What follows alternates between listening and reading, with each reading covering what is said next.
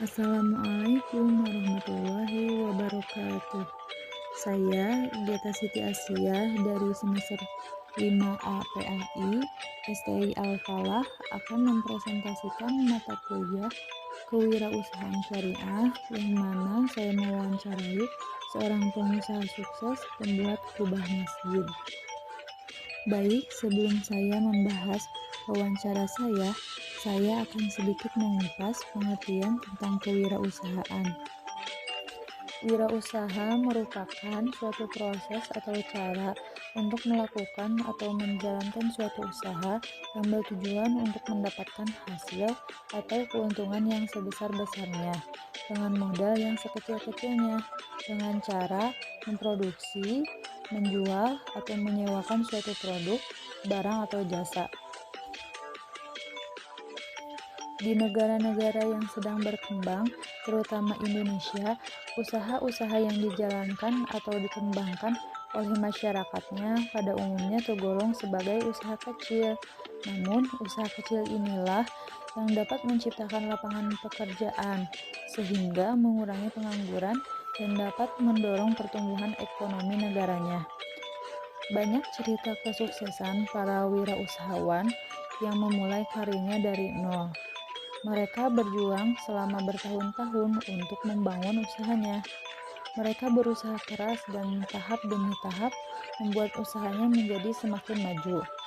Untuk mempertahankan usahanya dalam dunia persaingan, dibutuhkan kecerdasan dan keinginan yang kuat untuk tetap bertahan di dunia usaha itu sendiri. Keuletan dan tekad merupakan modal utama dalam menjalankan usaha yang ingin dikembangkan. Kisah-kisah mereka inilah yang bisa kita jadikan panutan dan inspirasi bagi masyarakat agar terdorong rasa keinginan untuk membuka usaha yang bisa menguntungkan banyak orang. Baik, selanjutnya saya akan membahas yang telah saya wawancarai dari CV Mentari Cahaya Mandiri, spesialis kubah masjid.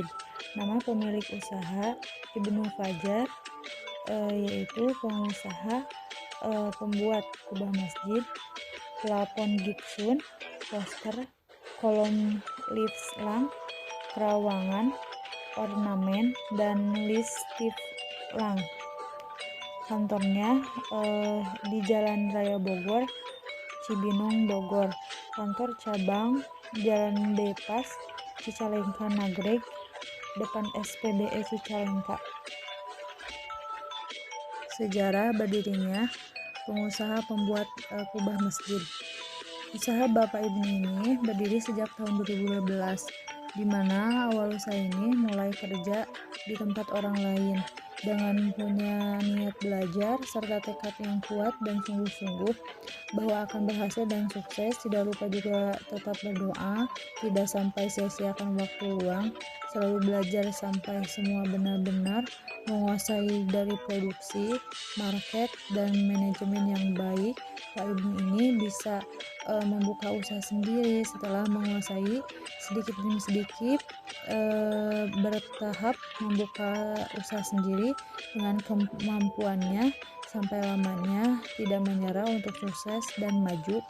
Alhamdulillah sampai sekarang Bapak Ibnu ini bisa membuka usahanya sendiri dan mempunyai karyawan 40 orang yang setiap tempat itu ada 4 orang. Setelah menguasai pekerjaan pembuatan kubah, plafon gipsun, poster, kolom lislang, kerawangan, dan ornamen, Bapak Ibnu ini mencoba untuk usaha sendiri walau kecil-kecilan dengan sedikit-sedikit sambil berkreatif mencari model bangunan untuk baru, bagus, dan enak dipandang. Dan Bapak Ibnu ini suka sekali dengan pekerjaannya karena tidak hanya bekerja membangun saja, tapi sambil silaturahmi dengan imam masjid ataupun DKM, bahkan dengan tokoh agama, sehingga masjidnya tidak hanya bangunannya saja bagus, tapi yang berjamaahnya juga banyak, memakmurkan masjid, ditambah mengadakan pengajian-pengajian baik di kalangan anak-anak ataupun bapak-bapak atau ibu-ibu. Alhamdulillah berkembang pesat dengan awal pekerja 4 orang menjadi 40 karyawan. Sebagian karyawan ditempatkan di Nagreg, sekalian membeli tempat di sana untuk produksi dan dilepas hanya untuk kantor saja sekarang. Berjalannya waktu dari tahun 2012 sampai sekarang 2021, alhamdulillah berjalan dengan baik walaupun ada halangan dan rintangan, tapi Bapak Ibu ini hadapi semua itu dengan sabar dan tawakal kepada Allah Subhanahu wa taala, karena hidup pasti ada halangan dan rintangan. Asalkan kita tetap sabar, tekun, ulet, dan terus bersungguh-sungguh dalam bekerja. Pengertian kubah adalah elemen arsitektur berbentuk setengah lingkaran dan biasanya menjadi ornamen di bagian paling tinggi sebuah bangunan.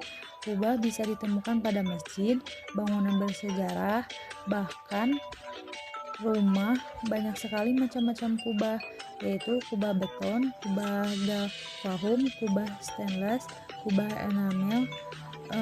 Beberapa fungsi dari kubah adalah yaitu sebagai penanda sebuah masjid, tempat untuk sirkulasi udara, terus efektif memantulkan suara imam, dan terakhir penghias masjid. Proses pembuatan kubah masjid yaitu ada 3. 1.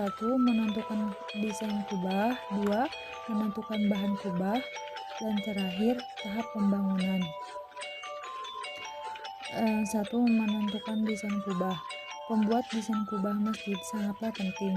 Membuat model kubah dalam proses pembuatan kubah masjid sangatlah berpengaruh dalam hasil kubah yang akan kita inginkan. Pembuatan desain menggunakan komputer dengan mudah mengoptimasi material sesuai dengan pembebanannya yang selanjutnya diolah untuk mendapatkan dimensi komponen yang sesuai. 2.